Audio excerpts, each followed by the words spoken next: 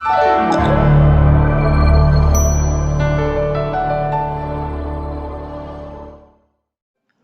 असी डोगरे आखने आशाने कने हूँ असी डोगरे आखने आशाने कने असां जित्तियां ने जंगा कमसाने कने असी डोगरे आखने आशाने कने।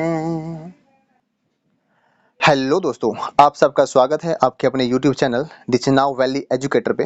दोस्तों, आज हम स्टार्ट कर रहे हैं एक्सरसाइज 1.2 का क्वेश्चन नंबर सेकंड।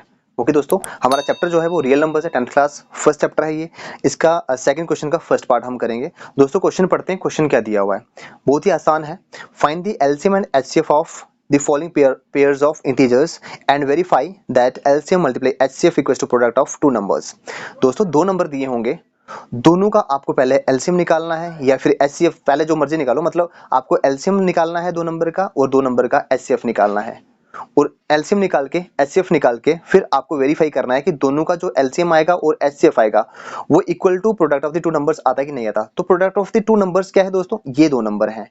मतलब इन दोनों नंबर का आपको एलसीएम निकालना है, इन दोनों का एचसीएफ निकालना है, और उन दोनों को एलसीएम को और एचसीएफ को आपको मल्टीप्लाई करना है, और फिर आपको दो नंबर को भी मल्टीप्लाई करना है, इन दोनों को मल्टीप्लाई करना है। मतलब इनके एलसीएम एचसीएफ को भी मल्टीप्लाई करना है और इन दोनों को भी मल्टीप्लाई करना है। तो देखना है कि दोनों का आंसर बराबर आता है कि नहीं आता। तो दोस्तों, हमें यही चेक करना है।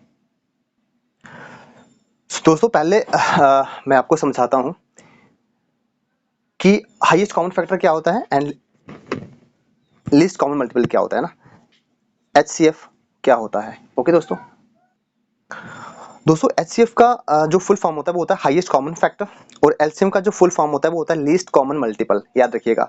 तो दोस्तों, हाईएस्ट कॉमन फैक्टर क्या होता है और लीस्ट कॉमन मल्टीपल क्या होता है वो मैं आपको इस क्वेश्चन के अंदर ही समझा दूंगा। जो भी हम स्टार्ट कर रहे हैं अभी उसमें समझा दूंगा। ठीक है दोस्तों, आप इसके फुल फॉर्म लिख सकते हैं। हाईएस्ट कॉमन फैक्टर ये होता है, लीस्ट कॉमन मल्टीपल ये होता है।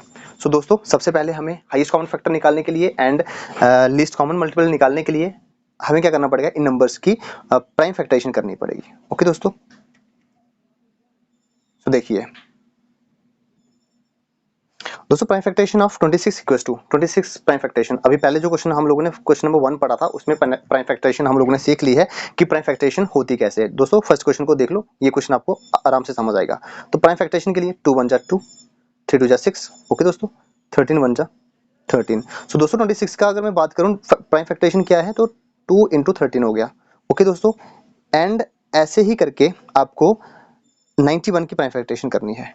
91 इक्वल्स टू, दोस्तों ऐसे कर लेते हैं यहाँ पे 91। सो दोस्तों, 91 जो होता है वो किसके टेबल में आता है ना। 2 के टेबल में तो आता नहीं है, 3 के टेबल में नहीं, 4 5 6 7 के टेबल में आता है दोस्तों। 13 7 जा 91 होता है, एंड 13 खुद के टेबल में आता है क्योंकि ये प्राइम नंबर है। 13 क्या है, प्राइम नंबर है इसलिए ना। तो इसकी क्या होगी दोस्तों, 7 इंटू 13। तो दोस्तों, एक बात और, 1 यहाँ पे भी आ सकता है, 1 यहाँ पे भी आ सकता है। ध्यान रखना दोस्तों, 1 किसी भी नंबर के मल्टीप्लाई में आ सकता है। ठीक है, 1 हर एक नंबर के मल्टीप्लाई में होता ही है। आप 2 लिखो, 3 लिखो, 4 लिखो, जो मर्जी नंबर लिखो, हर नंबर के मल्टीप्लाई में कौन आता है, 1 आता ही आता है। ठीक है, सो दोस्तों, अब मैं आपको समझाता हूं कि हाईएस्ट कॉमन फैक्टर क्या निकालना है। कॉमन का मतलब क्या होता है दोस्तों, जो फैक्टर इस नंबर में भी होगा और इस नंबर में भी होगा उसको हम बोलेंगे कॉमन, है ना। वो कॉमन फैक्टर होगा। मतलब ये तो हो गया ना फैक्टर, है ना। इसके फैक्टर ये हो गए, इसके फैक्टर ये हो गए। तो दोस्तों, दोनों में जो कॉमन होगा उसको हम बोलेंगे हाईएस्ट कॉमन फैक्टर। तो दोस्तों, दोनों में कॉमन क्या है, अगर हम चेक करें 2 इसमें है लेकिन इसमें नहीं है ना। 13 इसमें है तो इसमें भी है। तो दोस्तों, 13 देखो दोनों में कॉमन है, दोनों में कॉमन है, एंड 1 भी दोनों में कॉमन है। तो 1 तो हर एक नंबर में कॉमन आता ही आता है दोस्तों, इसका कोई बड़ा वो नहीं है। ठीक है, 1 से कोई फर्क भी नहीं पड़ता आप मल्टीप्लाई करोगे तो दोस्तों ध्यान रखना, हाईएस्ट कॉमन फैक्टर कैसे निकालते हैं, जो फैक्टर इसमें है वही सेम फैक्टर अगर इसमें है तो वो दोनों क्या है, कॉमन है। ठीक है, तो उसी को बोलते हैं हम लोग हाईएस्ट कॉमन फैक्टर। तो दोस्तों, देयरफॉर करके हम लिखेंगे इसका एचसीएफ ऑफ किसका किसका, 26 का और 91 का जो एचसीएफ आएगा वो कितना आएगा, 13 आएगा दोस्तों। ओनली कॉमन फैक्टर ऐसे आएगा। तो 1 मल्टीप्लाई कर दोगे तो कोई फर्क नहीं पड़ेगा। फॉर एग्जांपल चलो कर भी लो तो क्या आ जाएगा, 13 1 13 ही आएगा। ओके दोस्तों, ये आ गया आपका हाईएस्ट कॉमन फैक्टर 31। अब बात आती है एलसीएम की। दोस्तों, एलसीएम कैसे निकालते हैं, ये है 91। दोस्तों, एलसीएम में क्या करते हैं, हर एक नंबर, कोई भी नंबर होगा जो कॉमन नंबर होगा उसमें जो हाईएस्ट पावर होगी ना उस नंबर को हम लिख लेंगे एलसीएम में। हाईएस्ट पावर मतलब 2 की यहाँ पे हाईएस्ट पावर कितनी है, मतलब हाईएस्ट दोनों में से ना ऊपर वाले जितने फैक्टर हैं नीचे वाले जितने फैक्टर हैं उनमें जो हाईएस्ट पावर वाला फैक्टर होगा उसको हम लिखेंगे और जो लोएस्ट पावर वाला फैक्टर होगा उसको हम छोड़ देंगे। ठीक है, जैसे स्टार्ट करते हैं 2 की पावर कितनी है 1 है दोस्तों, 2 की पावर 1 है तो 2 की हाईएस्ट पावर कितनी है 1 है तो आपने 2 लिख दिया। 13 दोस्तों 13 की पावर 1 है तो हाईएस्ट पावर है, ठीक है, हाईएस्ट पावर 1। उसके बाद दोस्तों 1 को तो लिख ही सकते हैं, कोई इशू नहीं है। फिर दोस्तों मैंने लिखा 7 की हाईएस्ट पावर कितनी है 1 है, चलो ठीक है 7 लिख दिया। दोस्तों 13 को नहीं लिखेंगे अब क्योंकि रिपीट हो रहा है ना, 13 को नहीं लिखेंगे क्योंकि जिसकी पावर हाईएस्ट पावर 1 है ना इसकी, तो 13 को एक ही बार लिखेंगे। ठीक है, सो दोस्तों यहीं तक हम लिखेंगे इसको।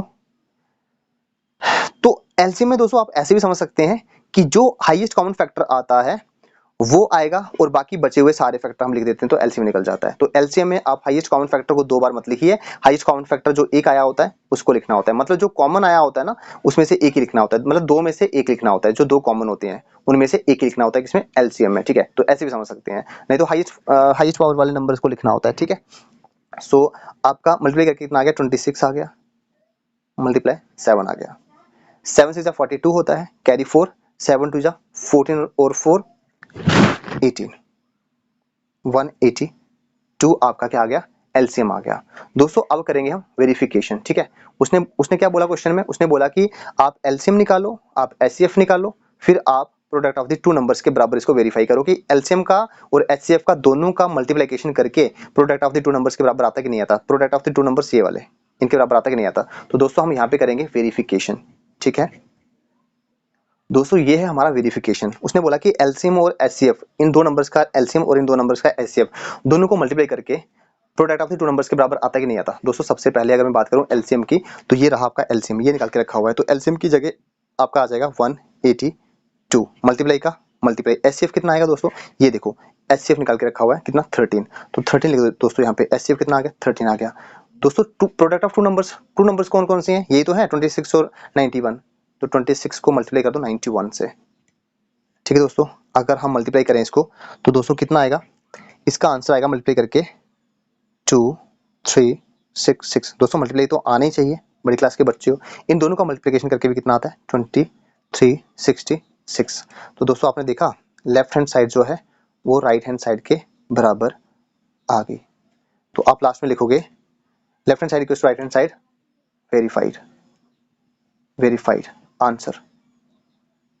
ठीक है दोस्तों, आंसर हो गया यहाँ पे। Thank you for watching.